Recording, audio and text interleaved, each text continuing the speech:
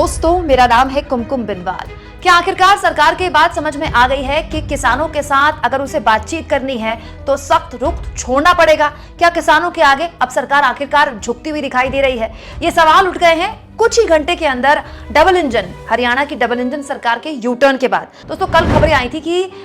हरियाणा की सरकार किसानों को लेकर बहुत ही सख्त एक्शन लेने की तैयारी कर रही है। एनएसए यानी कि राष्ट्रीय सुरक्षा अधिनियम के तहत एक्शन लेना शुरू कर दिया गया है किसानों के खिलाफ। वो किसान जो लगातार शंभू बॉर्डर पर टिके हुए हैं, अपनी मांगों को लेकर डटे हुए हैं और आगे बढ़ना चाहते हैं, हरियाणा के बॉर्डर से दिल्ली आना चाहते हैं, उन किसानों के खिलाफ सरकार एनएसए लगाएगी। इस तरह की खबरें कल आई, लेकिन अचानक कुछ ही घंटों में खबर पलट गई और अब खबर आई है कि हरियाणा सरकार इस तरह का कोई भी कदम लेने नहीं वाली है और किसी भी किसान पर एनएसए नहीं लगाया जाएगा। ये बहुत ही राहत देने वाली खबर है दोस्तों, और ये अच्छी पहल ही कहा जा सकता है सरकार से, क्योंकि एक तरफ देखिए ना, कृषि मंत्री लगातार किसानों से कह रहे हैं हम बातचीत के लिए तैयार हैं, हम 5वें दौर की बातचीत के लिए तैयार हैं, 6ठे दौर की बातचीत के लिए तैयार है, हर समस्या का समाधान बातचीत से निकाला जा सकता है। वहीं दूसरी ओर किसान लगातार ये कह रहे हैं कि अगर आप बातचीत के लिए तैयार हैं तो फिर आंसू गैस के गोले क्यों छोड़ रहे हैं, या फिर आप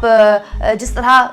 का बल प्रयोग किसानों पर हो रहा है वो क्यों कर रहे हैं। तो बड़ा सवाल ये कि क्या सरकार की भी ये बात समझ में आ गई है कि एक तरफ आंसू गैस के गोले छोड़ना, एक तरफ एनएसए लगाना और फिर दूसरी तरफ बातचीत का न्योता देना, ये दोनों चीजें साथ में नहीं चल सकती। दूसरा, एनएसए बहुत ही सख्त कानून है और अगर एनएसए लगा दिया गया किसानों के ऊपर तो गुस्सा और भड़क सकता है, और गुस्सा और भड़का तो सरकार के लिए मुश्किल और खड़ी हो सकती है। तो क्या यही वजह थी कि कुछ ही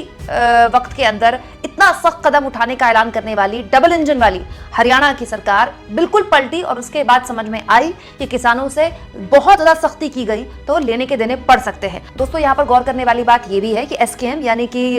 संयुक्त किसान मोर्चा, जो कि अब तक इस आंदोलन में शामिल नहीं था, अब वो भी इस आंदोलन में अपनी भागीदारी दर्ज करा रहा है। आज एसकेएम के द्वारा ट्रैक्टर मार्च निकालने का ऐलान किया गया है। अपने अपने स्तर पर अपने अपने जिलों में एसकेएम प्रदर्शन करने वाला है और एसकेएम ने कल बकायदा चंडीगढ़ में प्रेस कॉन्फ्रेंस करके ये भी कहा था कि गृह मंत्री अमित शाह,